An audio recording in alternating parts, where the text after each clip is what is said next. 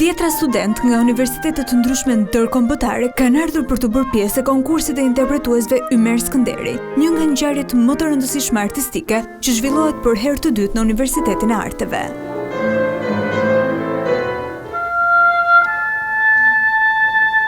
Në mesin e pjesëmarrësve janë emra të rinj premtues. Moritz Koçibelli dhe Stefan Gottschall kanë ardhur nga Gjermania për të bërë pjesë e garës, duke i dhënë një dimension të veçantë kategorisë e instrumenteve frymore.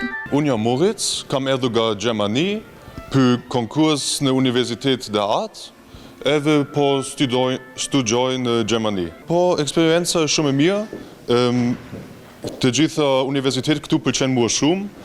Edhe piano të gjitha jeni të mirë fare, si kualiteti në Gjermani. I'm from Germany, Berlin.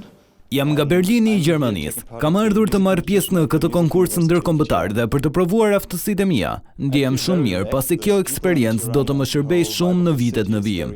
Dhe takimi me çdo student gjithashtu.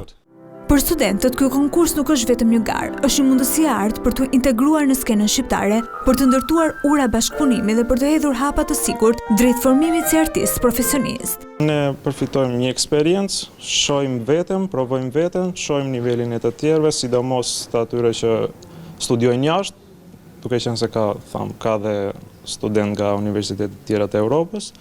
Dhe është një eksperiencë e bukur, ti shikosh nivelet e tyre, të provosh veten, krahasosh veten me ata. Hera ime e parë, domethënë vi nga Gjakova, edhe është një emocion i mirë, diçka e re, diçka që duhet mi përjetu. Është një eksperiencë shumë e mirë, kjo e zhvillon shumë një instrumentist, përballja me pjesëtar tjerë, me konkurrent tjerë. Konkursi Ymer Skënderi synon promovimin e talenteve të reja dhe forcimin e rolit të Universitetit të Arteve në arenën kombëtare dhe ndërkombëtare. Ai po shndërrohet gradualisht në një traditore artistike, ku bashkohen kultura, stile, interpretime dhe vizione të ndryshme muzikore.